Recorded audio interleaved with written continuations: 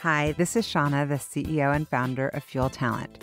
One of the things I have loved most in my 25-year recruiting career has always been the stories that people tell. Stories of leadership, career choices, company ideas, and team building. My inspiration for starting the What Fuels You podcast came from being curious about people's lives and wanting to help share their stories. What path brought them to this place? What decisions did they make that led to failures and successes? Who influenced those decisions, and what lessons were learned along the way? I hope you enjoy the What Fuels You podcast.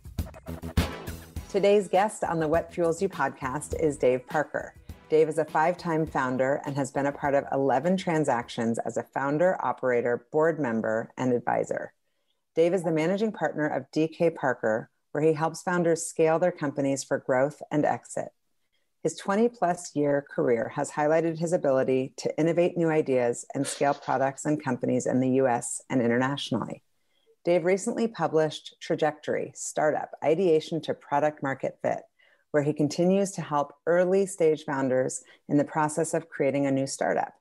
For the last 15 years, he has held executive positions at software development, enterprise IT and professional services, software distribution, and hardware companies.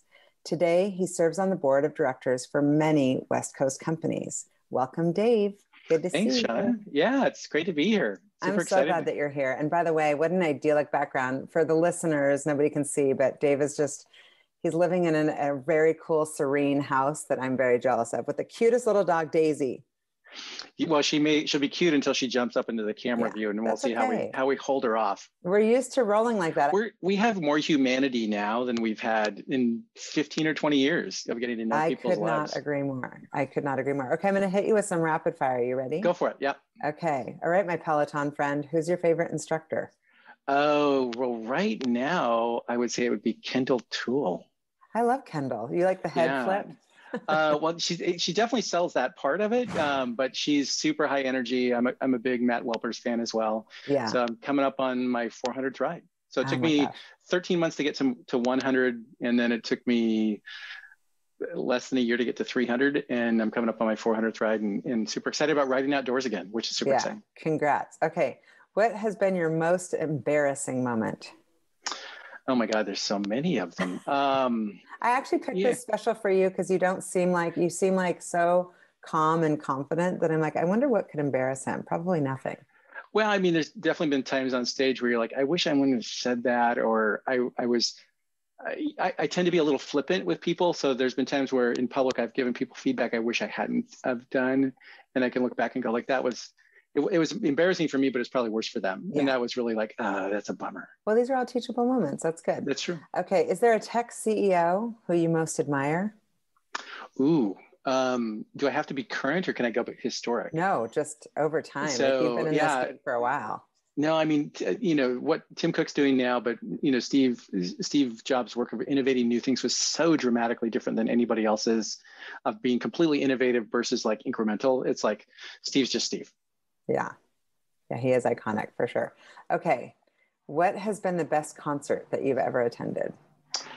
I would have to say it would have been Scorpions, and there's some little band opened for them. I think they were called Motley something.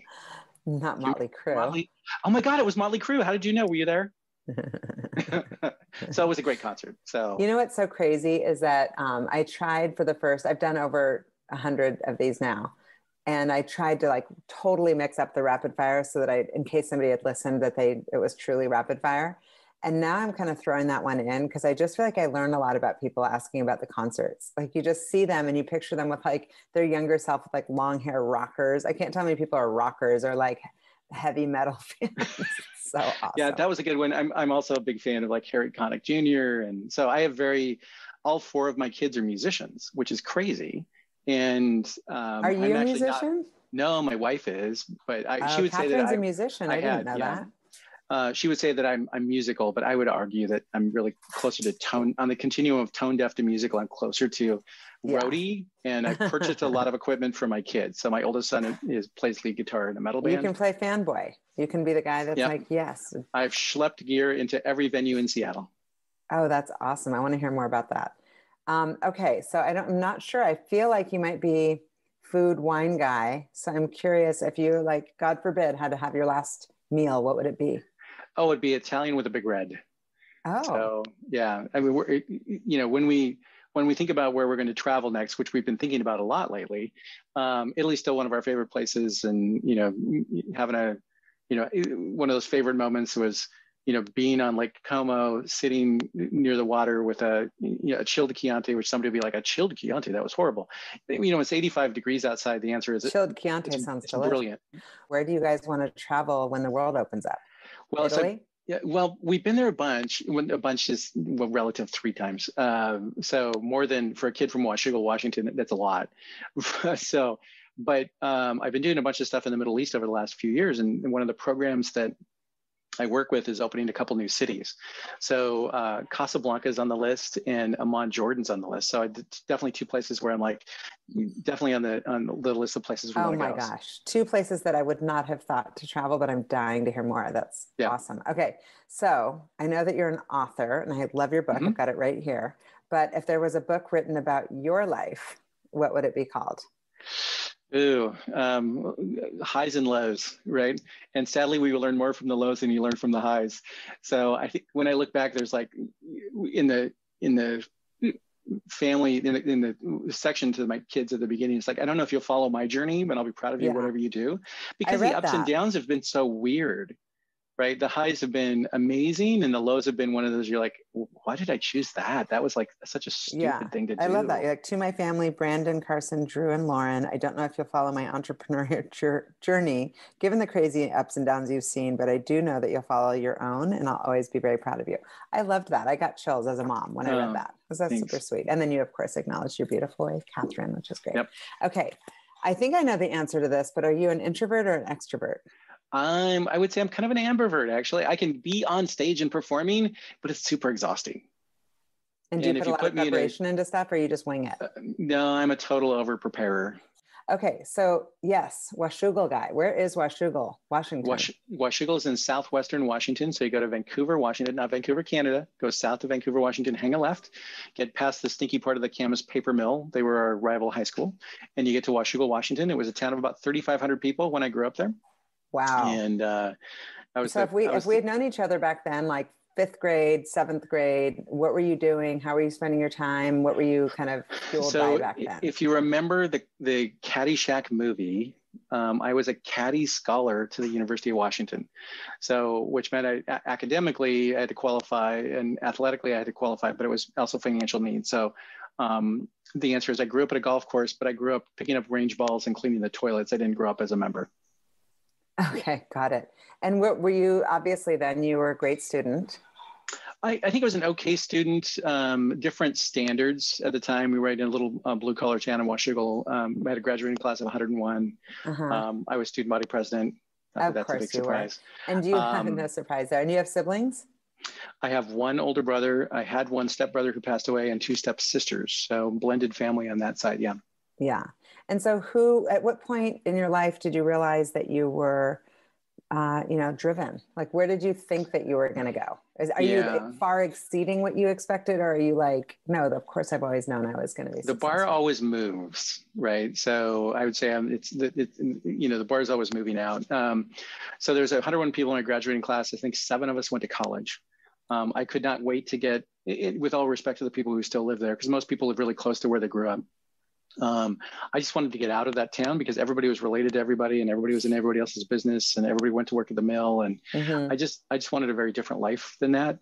So one of my friends that I had worked with actually got the same scholarship I was on. It was called Evans Scholars. And he actually quit after 1 year and came back. And I was like, oh my God, I would never quit. Like, that would be just completely crazy. Yeah. So I was super motivated to get out in 4 years because the scholarship was for 4 years. So you got to get in and out. And so how did you decide did you just focus on that because I applied to one school because that was the only school where the scholarship applied. So had it not been for that, I don't know that I would have gone. And you studied speech communications. What were you thinking that you wanted to pursue with that degree? Well, originally I was kind of studying business, but I couldn't get into the business school. I wasn't that great of a student at the college level. So I could take speech communications, which is actually where I met my wife. And you would argue at the time where the pretty girls were as well. It wasn't a bad thing. Totally, yeah. And majored in public speaking and rhetoric and minored in business if the UW gave a minor. Thought I was going to do economics for a while and realized it was like not practical enough. So I've always been a bit of a hack that way of like, what's the shortcut to figure out like, I can't get into B school because I didn't like, no one is like, you're really going to need to get good grades if you want to get, and you're like, oh yeah, that was good. Except I was on academic probation after my first quarter. So did you have anyone like, teachers, mentors, anyone that was helping guide you? Because it sounds like, a 7 graduating, going to college, who was there to kind of say, hey, this is the bigger life that you're looking for? Not much. Like I think my mom has passed away a number of years ago, but I think she was so happy that I was going to school, and I was the youngest in that blended family of 5 kids, and like everybody was happy to be empty nesters. And I have this reminder behind me. These photos that I took when I worked for United Press, and so I was a photographer for United Press, and sat on the floor of the Portland Trailblazers for about a year and a half, 2 seasons, and with a little bit of guidance, I could have been a great photographer. But I think I like my career. I've gone and done something and either been successful or marginally successful or failed at it, and been like, ooh, just go do something else. So in that sense, I've reinvented my career a number of times. Yeah. Well, speaking of your career, you've got 20 plus years. We're gonna keep ourselves young. Your career is highlighted, as I said in the intro, your ability to innovate ideas and scale products and companies. But you've done a lot of things. And how did you end up breaking into tech to begin with? I originally got into telecommunications in the early days of the mobile cellular industry, which the back here is you'll see that a phone. So my grandfather was an entrepreneur. My dad was not. So my grandfather in 1911 had the first Ford garage in Camas, Washington in 1911, which is super interesting because they weren't automating the process of the assembly line until 1913. So they send the parts out to the locations and they'd reassemble them. But he sold that business too early. Otherwise, there'd be a library with our name on it. But he started the first phone company in Southwestern Washington. Wow. And then sold that company too early. And then finished his career as running a local grocery store. So when I got out of college, I had a chance to get into the early days in the wireless industry. Started off in video production, which was super interesting from a career development standpoint because you were selling concepts, right? We were selling a video that would do training or do marketing, and you never had a product you could sell. You always had to sell somebody on the concept and get them to say yes on the concept, which I think from a career development standpoint was great. Right? When I look at startups, you're like, because you're pitching an idea and people have to buy into a vision of what it can do. But I made the transition from that services business to a product business in wireless early on. And in the mobile phone days early, right, where a phone was $2,000 and didn't work very well and weren't very cool. Today, they're still $2,000. They don't work very well, but they are cool. Yeah. Right. So early wireless days was a super interesting place to learn. So you went wireless, the telecom, wireless, and then made the leap into the IT staffing business. Was my first leap into software, and then from staffing went into the actual product business. Yeah, I don't think I realized that you had worked in staffing. Yep, good place to learn the ropes for sure. That's amazing. Okay, so walk me through some of the highlights. Like you've had, as we will learn more in your book. I know that you've had some wins, some losses, peaks and valleys. Yeah. Obviously, we've had lots of successful people on the podcast, and you've had your fair share for sure of success. But tell me about some of the learning. Well, you know me, so you don't get revisionist history. You get the real history. So the first company that I started was a company called License Online. We started in 1998. And the service IT staffing company I worked for, we did big projects, and Microsoft was one of our biggest customer. So every month, the Microsoft rep would come to me and say, hey, how much Microsoft software are you going to sell? And every month I'd say, we don't sell software, we sell services. And after a while, Sean and I went back and said, like, how many people do you ask this question of every month? He's like, all of them. I'm like, how many systems integrators are there nationally? He's like, 40,000. So the problem that we wanted to go solve was, how do we make it easy for those systems integrators to actually sell software and do licensing? So we created a company called License Online. With a few co-founders, very few, and grew that company to 32 million in sales and 155 employees in about 3.5 years. So made a ton of mistakes. Like the scars on my back have healed, but I still get twitchy on occasion. Like building culture and product market fit. And, when I look at that one now, we sold the company in 2002, which if you remember 2002 was post the tech bubble and post 9/11. So we got it sold, but I would say like, I wouldn't call left some money on the table. Yeah. Wouldn't call it a win, right? As far as like, so returned some shareholder money, but not all of it. It wasn't, and people will be like, yes, but you learned from it, so it was still a success. That's BS. Like if you don't return shareholder capital, it's a failure. Now, did I learn something from it? Absolutely. But those things are two different things. Totally. Learning from your failures and your mistakes, or having a failure or success, is just revisionist history from someone who's never tried, right? So people who typically say that are like, you should follow your passion because money will follow. That, again, it's BS. It assumes that your idea that you're following is a good idea. So in venture, you'll hear it phrased as like, the idea doesn't matter, only execution matters. Again, it assumes it's a good idea. Right. That's also assuming that there's product that people need. Right. So yeah, lesson learned on that one was margins were super rough, and we were competing against the company we sold to did $1.5 billion in revenue, and we did 32 million in revenue. So though we went from 0 to 32, but like our next biggest competitor was $1.2 billion, and the two big competitors were 13 billion and 15 billion. Yeah. Yeah. And we were selling Microsoft products. So the world was like going from when you switch dancing partners. Yeah. Except all my dancing partners were gorillas, right? And the answer is you're not through till he is. So a super rough business in retrospect. I wouldn't have started it. Like glad I learned a lot, but knowing what I know now, I'd be like, margins are super brutal. Wouldn't do it. Yeah. And so what was your next move? So went from there and did an entrepreneur in residence gig with a company out of Tokyo called Mitsui & Company. So third largest company in Japan, about 187 billion in revenue. So their venture fund had a product they wanted to take to market. So I did a project for them and I went to work on their fund. It was a $250 million fund based in Cupertino. So it was my first foray into being on the other side of the table as a venture capitalist. And the product we worked on there was a hardware product. So that one it was the interesting exercise in the early days of like, this is an engineered product looking for a problem. So they had spent about a year and I don't know how much money in retrospect and 6 or 7 engineers building a product. And they're like, we have this product here. Can you find a problem it will go solve? And which is kind of a classic startup dilemma, right? And at the time I wasn't smart enough at the beginning to say that won't work. So it took about 6 months and went, that won't work. We should just give the money back to the investors. Yeah. Great lesson learned though, in like, you can't force product market fit. So if you remember a company called Quibbly launched a year ago, right? And it was Meg Whitman and right, these famous people, they raised $1 billion, right? And they burnt through it in less than a year. And even with $1 billion, you can't force product market fit. I love right? that. That's you still have to go find it. Yeah. Yeah.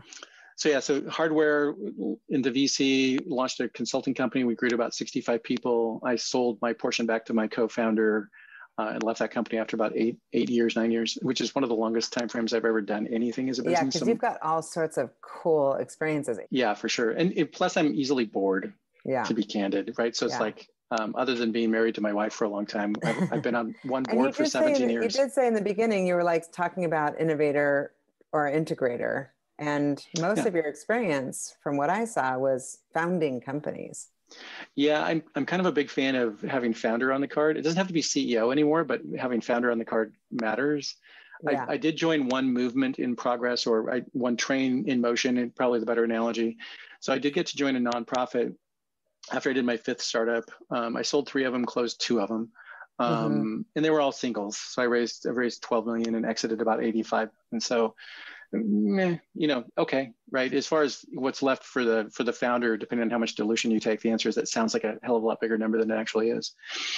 So I did get a chance to join a nonprofit called Startup Weekend, and the parent company was called Up Global. So it was the merger of Startup Weekend and Startup America.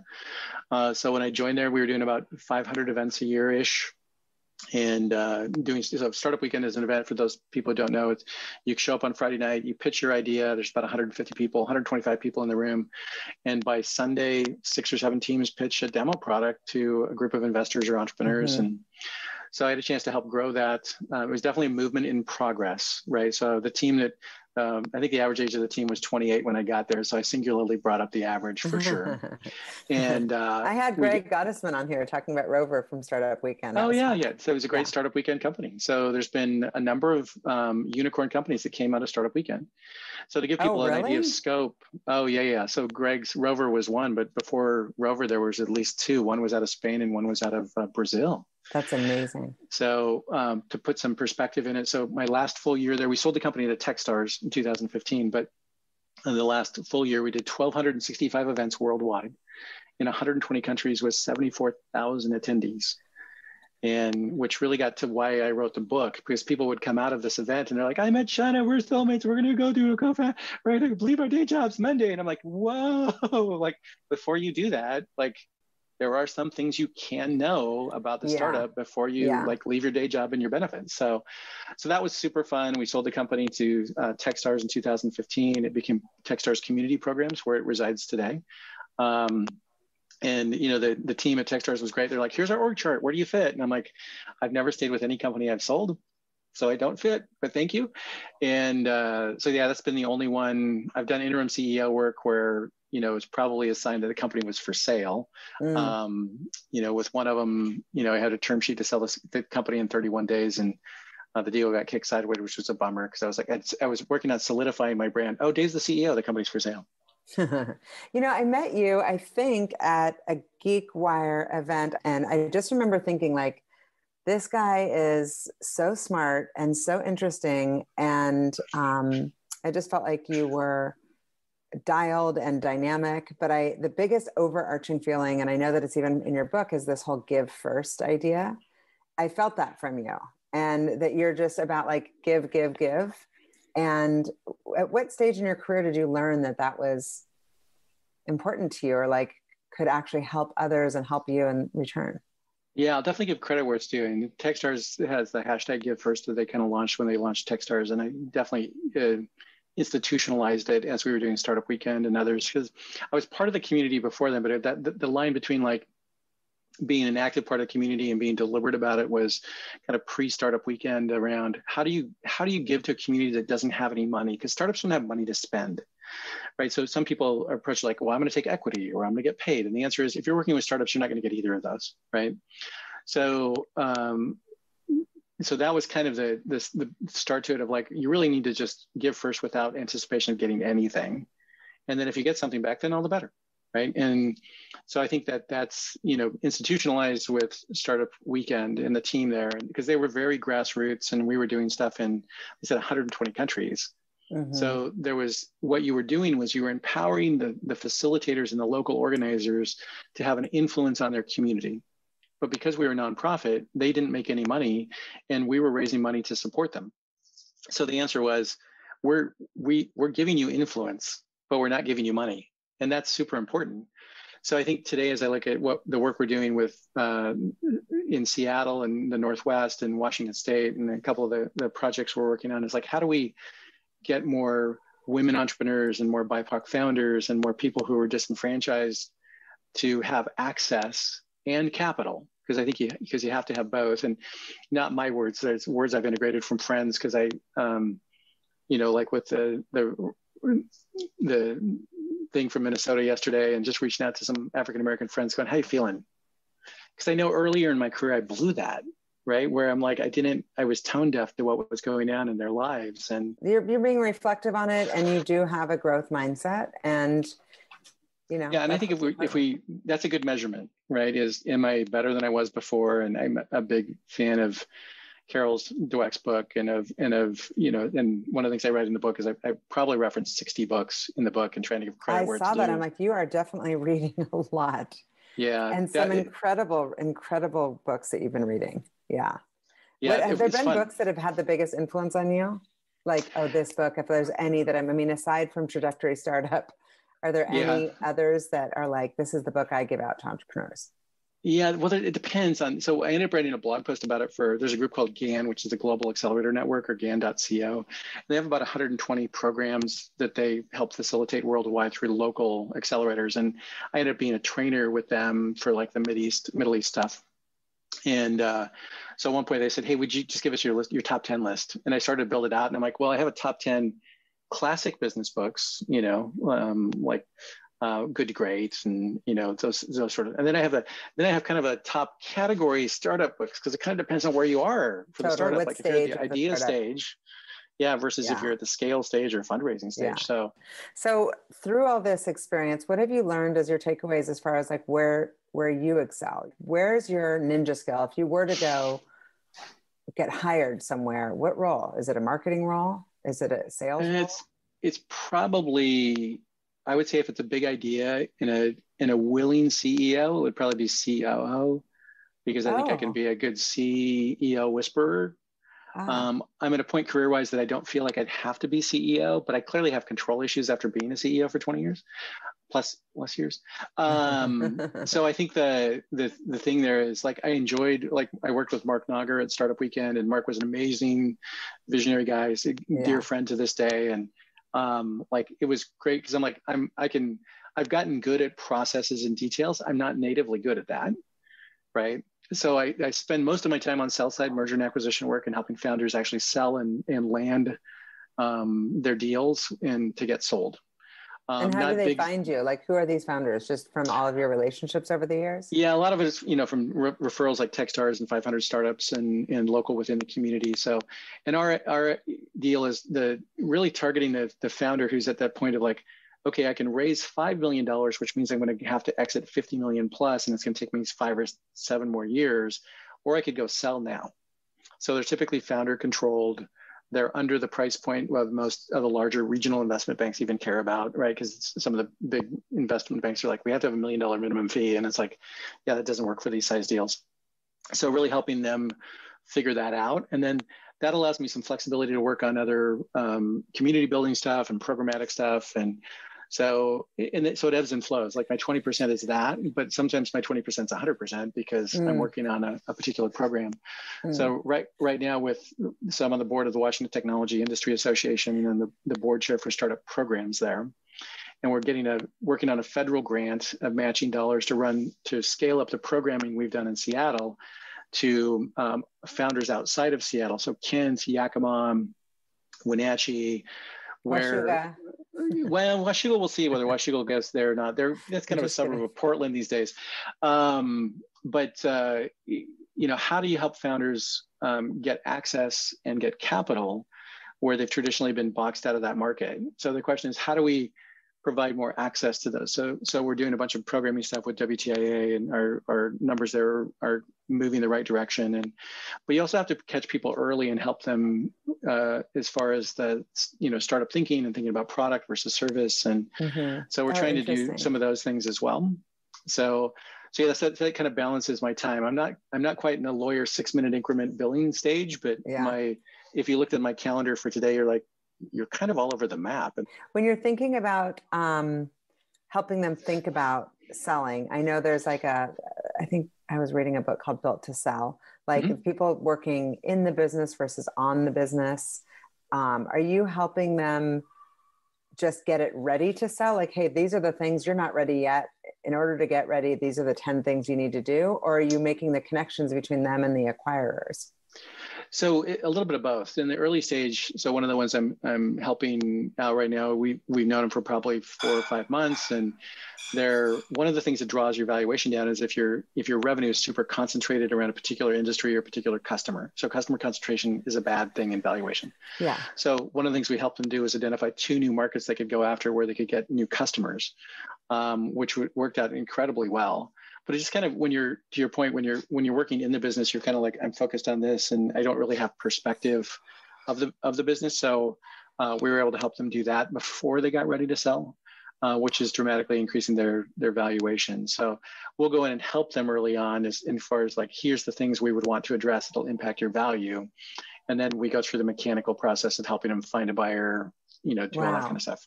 Interesting. And so as far as your venture work, what types of companies are you looking at, and what's the ideal portfolio company? Yeah, so I would say I'm a random angel these days. I no longer run a fund. So I ran a family office fund for about 3 years and then worked at a venture fund here in the Northwest. So I would say I'm a random angel when something really pops across where I'm like, ooh, I like that founder. Ooh, I like that idea. How many deals are you looking at on average, or are you just slowing that down? Oh, I've slowed it down. Other than I'm looking, so from the WTA perspective, we bring in 20 to 25 founders in every cohort twice a year. So I'm mentoring fairly actively 25 companies during any particular 6-month period. Wow. And that's really about the founder more so than the business. So we've taken them into the program because, we have women founders, we have BIPOC founders, but we're there to support the founders first, knowing that this idea may or may not work. And that's okay because we want them to be able to work, right? So if this idea doesn't work, we want them to pivot to another idea. And since we're not a venture fund, we're not only considered about returns, we're considered like, how do we leave? So the personal perspective is, how do I leave Seattle better than I found it? Right. And so that's where the bar keeps moving, right? I want to keep getting it better. What's the vetting process to do these programs? Yeah, so they actually have to go through an application process. We do 2 cohorts a year, 20 to 25 companies. They have to have a team. They have to have a product. They have to have some traction. So a little bit of market confirmation that they're working on something. Okay. About 40% in this cohort, I think, were women. 26% were people of color. So we're really trying to we could have looked at it and said, we're only taking the best companies and we're only going to take 12 because only 12 are really good. And the answer is, no, it's about the founder, right? It's not about the business. And if this particular idea doesn't work, and we've still given them the tools and resources they need and the frameworks for them to think about for the next idea. And they'll still have relationships and access to capital they didn't have before. So from that standpoint, that's kind of our measurement of success. And that is you leaving Seattle and the community a better place than you found it. That's got to feel good. A lot of people can't say that that's what they're focusing their career on these days. It's awesome. And so it's always this weird balance, right? But it is a balance. But I would love to be a fly on the wall and watch you. I mean, in action, just the connecting and all the different things on your calendar. I can't imagine. So you've been on several boards. You sit on boards right now. What makes a good board member? And if you're an entrepreneur, how do you think about putting together a board? Yeah, great question. So the first off, it has to be somebody who's willing to support you as the founder and provide value for you, not just be there to watch their money. So there's a lot of boards I've been on where it's like, somebody who sit back very professorial and provide advice. And it's like, I'm not sure you're actually listening because you ask the same question every other board meeting. And a lot of that happens in the institutional board world because you're sitting on so many boards that you somebody pulls a string on your back and you get whatever their routine is. So I think it's really does the person have capacity and willingness and experience to really add value to your board? So I'm a huge fan of independent board members relatively early on that balances out you with the founders and your institutional investors. And every institutional investor will say they add value, and some of them occasionally do. But mostly they don't, right? So, and part of it is because they're stressed. There's some practical reasons for it. Yeah. I have heard people talk about like, hey, you need someone with like a finance and accounting background, someone with a little bit more of a, just almost rounding out the C-suite, but like from a board perspective, from a practical skills. So what role are you in that as a board member? Therapist and CEO coach. No, really go to market is mine. So I'd say the roles are kind of equally split. So for me, it's all about go to market. So marketing, sales, unit economics, the data, conversion metrics. Though lately it's been like, oh, that's a great question. And you should get a VP of sales and that person, or VP of marketing, and that person should be a woman and a person of color. And so here's a list of people you should consider because I'm not available. So the important thing there is, I think if you round out as the co-founders, if you look at we're weak in marketing. We have the money to hire a marketing director, but we don't have the money to hire a marketing VP. Then you should look for somebody who doesn't look like you and hire them to be your independent board member with CMO experience who can help you set your strategies for marketing and then provide some direction to, not as an operator, but provide some direction to your director of marketing to help them do that. The same is true with finance. So the drawback is that the category of women on boards tend to be finance and HR, right? Where they really need to be expanded to every category, COO to VP marketing, VP sales. There's just fewer women in those senior sales roles than there are marketing roles. So finding that balance, because diverse teams produce better results. I mean, the data is super conclusive at this point. I'm not sure that anybody can argue with it. Yeah. We've actually been putting a lot of intention around it this past year and measuring it. And it feels good. It's like we're actually doing something to also hopefully leave Seattle a better place and this community a better place by putting more diverse leaders into companies. So yeah, and I would encourage other folks who are in current board roles. It's very much like I get asked to come on, be a panelist for Wenatchee has their Flywheel conference coming up in May, and I'm like, I'd rather not be on the panel. Like here's a handful of people you should think about that don't look like me. And if you want me to do something else, like you want me to moderate something or support it, so I always want to have a list of people I can recommend. And here's a list of people you should think about. Yeah, that's great. So you've got this book. When did you decide to write it? It's kind of a little bit of a life work. Yeah, I think you could rush through the book from a reading perspective in a few days, given the fact that I read it to the Audible narrator folks in about 4. But to do the work required to validate your idea, it's probably going to take you 4 to 5, maybe 6 months. Oh my gosh. You have to do the work. Yeah. So, but I can tell you, if you read the book out loud every day in a small closet studio for 5 hours, it'll take you 4 days to read through it. So it took you many years to write it. How did you pick the name? We originally went with 6 months startup, because after coming out of Startup Weekend, we had Startup Weekend and Startup Week, and so I like the time constraint of you can do this in 6 months. And then we found we were delivering it on Saturday seminars for underrepresented founders in Kansas City, and it was 4 Saturdays, and then the boot camp version that we do in the Middle East is 3 days. And I'm like, okay, we have a brand problem that won't work. So Trajectory kind of sets the idea of if you think about your trajectory and your direction will determine where the company ends up. And if you don't deliberately set the trajectory, the analogy I use in the book is Apollo 13, right? And when the engineers come in the room and they dump all the stuff on the table and are like, we have to get them back with only the crap we have on this table. And that's a little bit like running a startup, right? You're under-resourced, you're understaffed, rushed. You're under pressure, right? And you only have the shit that's on the table in front of you. So you got to figure out how to make it work. And what's the goal with the book? What's the feedback been so far? And do you feel like it's been, I guess, how would you measure success? So I think it's good. I mean, we've got 28 or 30 5-star reviews. The first one was super fun, Sean. It came from somebody I didn't know, right? Where I had a bunch of what they call galley copies, which is the pre-proofread soft cover versus the hardcover. And I was like, well, the book release date is officially this date, but Amazon doesn't take reviews until after that date. And then a review popped up and it was from somebody I'd never met. And I actually reached out to her on LinkedIn. I'm like, are you the person who wrote this review? And she's like, yeah, I am. And I'm like, thank you. This was so awesome. So I've gone out of my way to thank everybody who's written a review.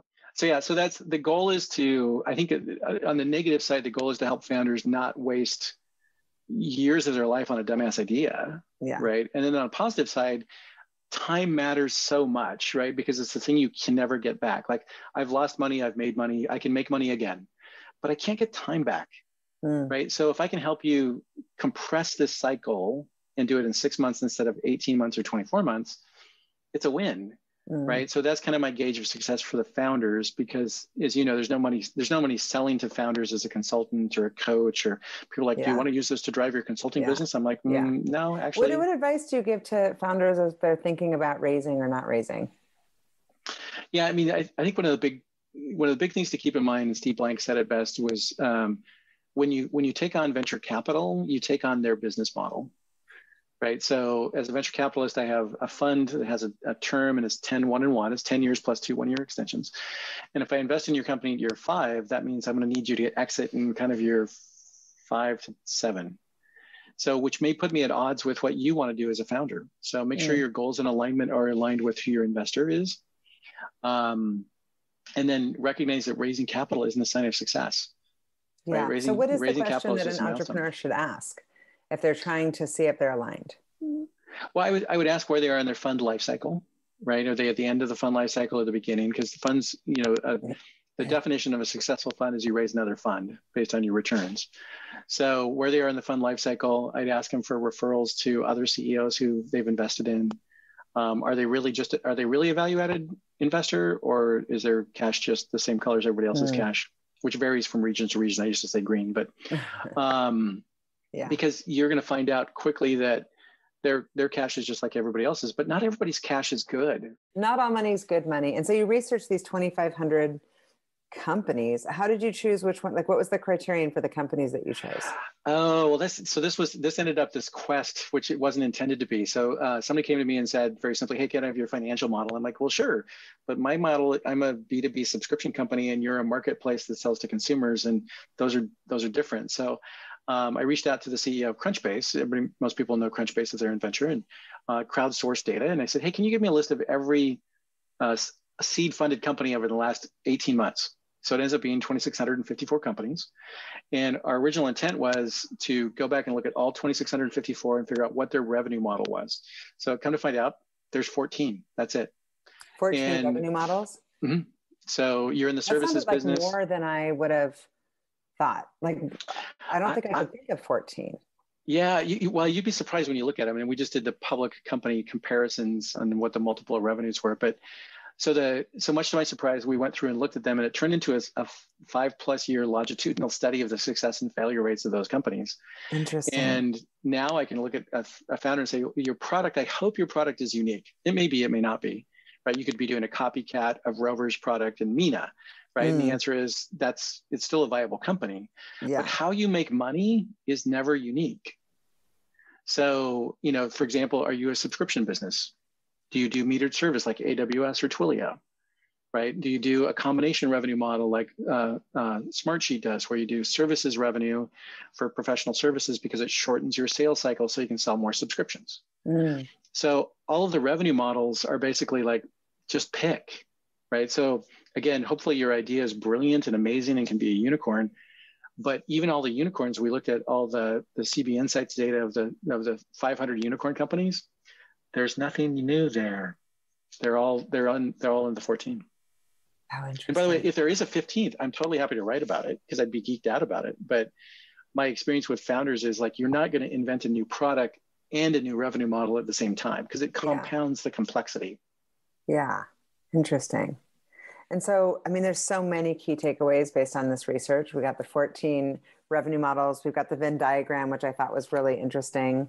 I'm curious more just like reality check when you said, hey, let me just make sure that you're not wasting time and that you actually have a product. That's at the end of the day, the net. If you don't have a good product, doesn't matter if you raise $1 billion, if you've got the most kick-ass team, like nobody wants what you're selling. How do you know, like how much time should you give yourself to know if there's product market fit? Well, I think there's a couple phases. One is first the ideation stage. One of the things I walk people through is there's 11 frameworks in the book for what makes a good idea. It's like Rich Barton, who started Expedia within Microsoft and then started Zillow outside of Microsoft. His approach to the idea was power to the people, right? So you take a data set that is opaque and make it visible to the customer. So that's one example of a framework to think about your idea. Is it truly transformational or is it incremental? So in the case of Airbnb, they went after a completely new and nascent market. And if you look at the biggest valuation companies over the last 5 to 10 years, they're all about new and nascent markets. So Uber was a new and nascent market. Stripe was a nascent market because they were taking transaction fees down from the expensive card readers down into your phone, right? So all of the multi-billion-dollar unicorn companies have to do with new and nascent markets. But timing matters. So if, for example, you have a great product into a new and nascent market, but the market's not ready for you, it's not going to work. So, there were people who tried to do. That's the important thing. Like, how do you know if it's the wrong timing? Yeah, and the answer is you'll only really know in retrospect, or if you're a VC. If you're a VC, you'll always know because you're clairvoyant. Right. No, I always chuckle because they're like, our timing in that investment was great. And the answer was, you actually didn't do anything other than invest in founders who did the work. Yeah. Now, there are some meta factors you can look at. So do we have tailwinds or headwinds? Right. So if you're like, we're going to do a new, you and I are going to build a new car company now that's focused on internal combustion engines, I'd be like, that's a total headwind. right? No investors are interested in internal combustion cars. So, do you have headwinds or tailwinds? And COVID has been this really wacky thing, right? Where it created a massive tailwinds for some companies, and it created massive headwinds for others that failed. And those who pivoted, right, really understood and acted quickly. Some of them took advantage of that tailwind. Are there some that come to mind for you, the ones that had just like massive tailwinds? Well, I think that one of the categories actually is super crazy, right? So a year and a half ago, if you were like, I think ed tech is going to be sexy, I would have been like, you're crazy, no way, right? And then sure enough, the migration to everybody to online for students and taking care of students and grades and reporting and right, the fact that ed tech is now like a sexy category is amazing. Yeah. Right. So at the same time, travel got tanked, but the pent up demand for travel that's going to come back, and the pent up demand broadly for experiences that are going to come back, is going to be super exciting. So, will there be another new great hot travel app? Travel and dating are kind of similar, right? There's always something that comes out that's new. So those are some fun, some fun trends for sure to look at. Yeah. And so when you're, you wrote the book and you work so much with entrepreneurs, what to you are your biggest indicators of like success? The people, the idea, the timing, and the market, right? I think ultimately it starts for me with like the size of the addressable market. Is that what you're talking about? Yeah. So I think I think of them as sliders versus independent things, right? Because I think that's an easier way to go. Like, well, it kind of depends. I wrote a blog post that I kept up intentionally rather than rewrite it and have revisionist history. And originally I would have told you early in both my own entrepreneur career and then being an investor, it's like, it's about the team. But my observation after looking at all this data is that even a fantastic team in a marginal market are going to just do meh. Yeah. Where a marginal team in a fantastic market can be blockbuster. So I think of that one as kind of a 1A and a 1B, Shauna, where it's like 1A is market and 1B is team, then timing, and then product. Right. But timing's tough because you have to look at it and go, like, generally, is it Airbnb was great timing because coming out of the recession, people are like, well, I guess we can loan out a room for, to a stranger for $85 a night. Seems kind of creepy, but I need to make my mortgage. So maybe I will. Right. So timing matters a lot, but I think you only know that in retrospect. I don't think you know it looking forward. Yeah. What are some other key nuggets that you want anyone listening to know from your book if they haven't had a chance to read it? And by the way, everybody should read it. Thanks. So I think one of the first people who wrote a review on it said, Dave is like that friend who will tell you have spinach on your teeth. Oh, I love that. I totally feel like that. That's so funny. And I'm like, that's an awesome way to, because I'm not intentionally blunt. I try to be direct. So I think one of the big things, if you're like, this is a stupid idea, then I'd like somebody to tell me, like, do I want to know in 6 weeks, 6 months, or 6 years? Yeah, you saved me some time and money. So my goal is to help you look at it and go, like, rather than me be pedantic about it, I used to be much more so, but now I'm like, well, here's the questions I would ask, right? Yeah. So I was on a call the other night with somebody who like, we're doing this, and every time I'd say something, he said, yeah, but. I'm like, can I just stop you right there? Like, I don't mind if you say yes but when you say yes, but, what it tells me is you don't give a shit about what I'm telling you. Yeah. Right. In which case you're just going to run headlong into a wall. Not that I have the answers to all things, not the point. The point is I'm telling you what questions I would ask if I were you. And I think what the book is really trying to do is to say, like, so think of it this way, Shauna, there's 1,000 ways your startup can fail. And I can't tell you all 1,000 of them.